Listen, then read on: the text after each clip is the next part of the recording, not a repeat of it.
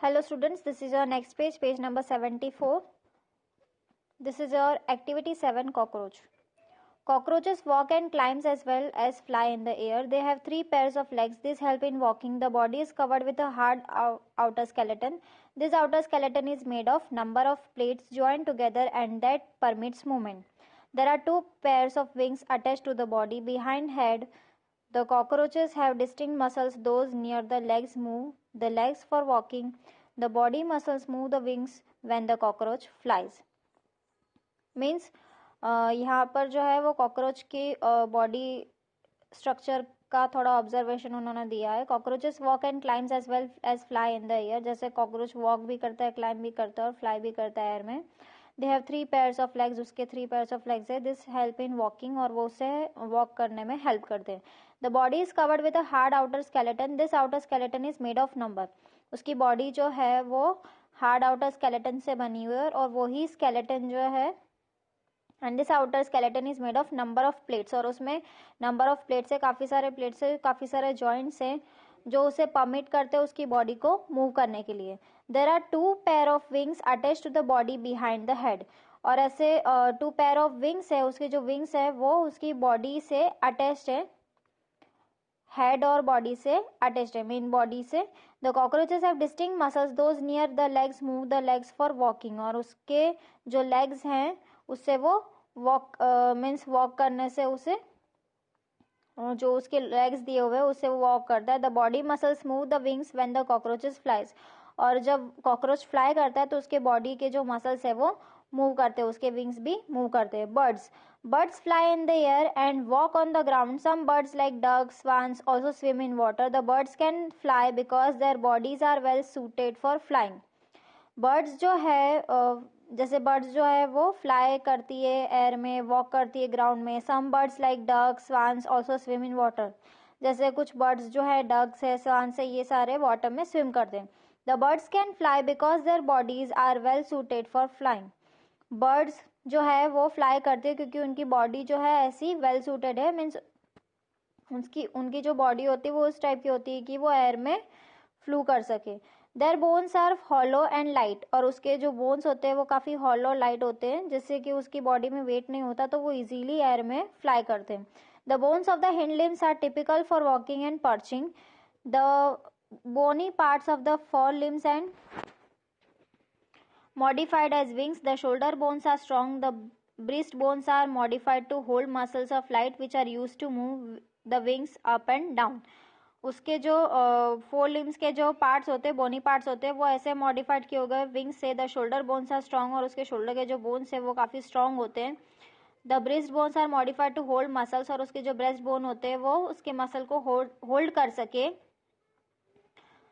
Of flight which are use to move the wings up and down. और इसी वजह से उसकी जो बॉडी है ये आप देख सकते हैं उसका स्केलेटन है. और उसके मसल्स उसके मसल्स ऐसे मॉडिफाइड किए हो गए, उसके बोन्स इतने लाइट है, उसकी वजह से वो इजीली एयर में मूव करता है और उसके विंग्स जो है वो अप एंड डाउन मूव करते हैं ऐसे. Now here is activity 8, fish. Make a paper boat, put it in the water, push it with the one narrow end pointing forward. Did it go into the water easily? Now hold the boat sideways and push it into the water from broad side. Are you able to make the boat move in water when you push it from this side? Now you can see here, you have to make a paper boat and you have to just push it into the water from the broad side. Means उसे broad side से उसे push करना है आपको water में और उसे देखना है कि वो कैसे मूव करता है और देन उसे आपको होल्ड करना है. Here the next is, have you noticed that the shape of the boat is somewhat like a fish? जो बोट की जो शेप है, आपने जो पेपर बोट बनाया है उसकी जो शेप है वो पूरा फिश जैसा आपको लगेगा. The head and tail of fish are smaller than the middle portion of the body. The body tapers at both ends. This body shape is called streamline. So जो उसकी बॉडी का जो शेप है वो streamline जैसा है. The shape is such that water can flow around it easily and allow the fish to move in water. The skeleton of the fish is covered with strong muscles.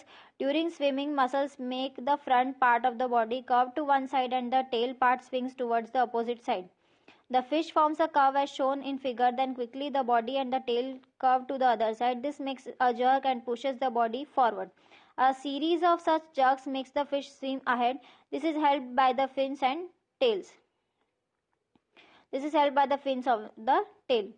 Means जो shape है उसका, उससे आप easily उस जो fish की जो body होती है उसका शेप ऐसा होता है जिससे वो इजीली फ्लो कर सके, वाटर में मूव कर सकती है.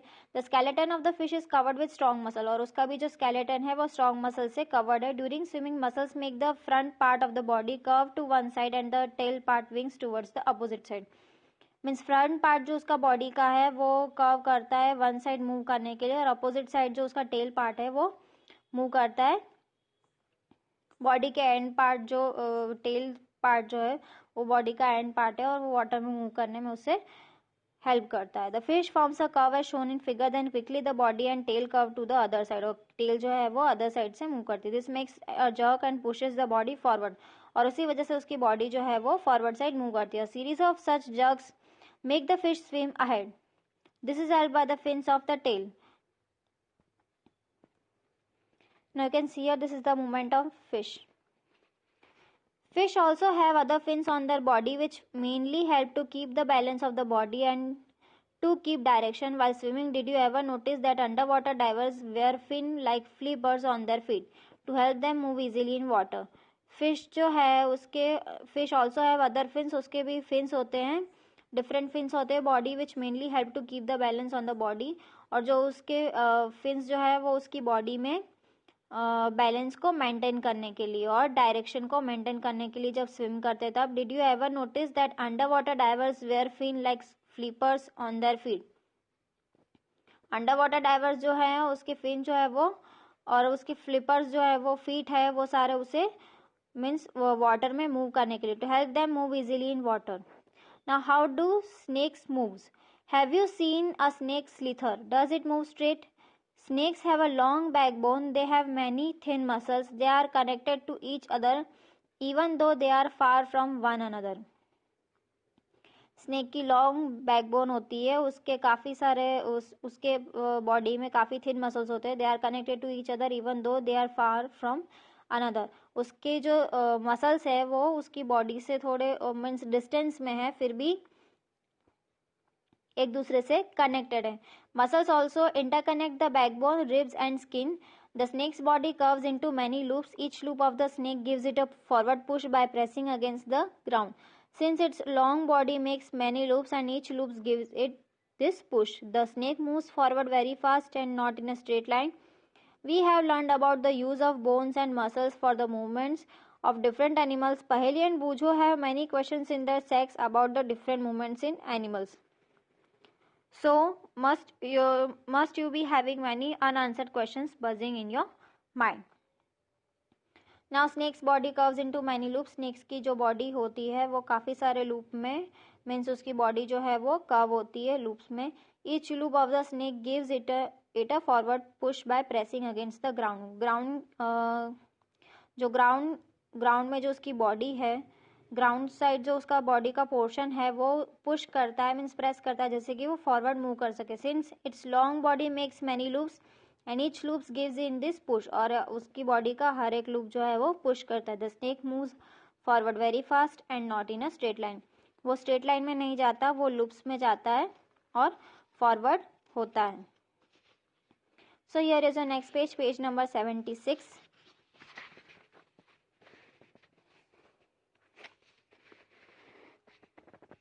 The ancient Greek philosopher Aristotle in his book Gate of Animals asked himself these questions. Why do different animals have the body parts that they do have, and how do these body parts help animals to move the way they do? What are the similarities and differences in these body parts between different animals? How many body parts are needed by different animals for moving from place to place? Means ancient time में Greek philosopher Aristotle ने एक book में gate of animals में लिखा है. He asked himself this questions. Why do different animals have the different body parts?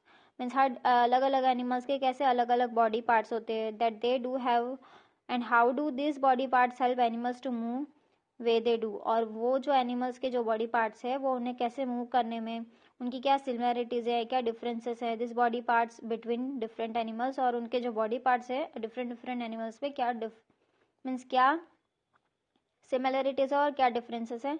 How many body parts are needed by different animals में, जैसे different animals को किस टाइप का बॉडी पार्ट चाहिए एक प्लेस से दूसरे प्लेस में मूव करने के लिए। Why 2 legs for humans and 4 for cows and buffaloes, means humans के लिए क्यों 2 legs है और काउज और बफेलोज के लिए क्यों 4 है। How many animals seem to be having an even number of legs, why is the bending of our legs different from the of our arms? So many questions, and perhaps we have looked for some answers through our activities in this chapter, and we need to look for many more answers. Means humans के लिए 2 legs, buffaloes and cows के लिए 4 legs, और कुछ animals के लिए काफ़ी सारे legs होते हैं, सो ऐसा क्यों, और why is the bending of our legs different from that our arms, हमारे जो लेग्स है वो कैसे बेंड करते हैं और हमारे आर्म्स कैसे बेंड करते हैं। So many questions and perhaps we have looked for some answers through our activities in this chapter, and we need to look for many more answers. Now here is a lesson is finished. In this lesson we have keywords: backbone, ball and socket joint, bristles, cartilage, cavity, fixed joint, gait of animals, hinge joint, muscle, outer skeleton, pelvic bones, pivotal joint, rib cage, shoulder bones, skeleton, streamline. So here is a lesson is finished. In the next session we are going to start a new lesson number 9. I hope this video will help you to learn at home. Stay safe, keep learning and watching this video. Stay tuned till our next session. Bye bye, take care, have a joyful day, have a wonderful day.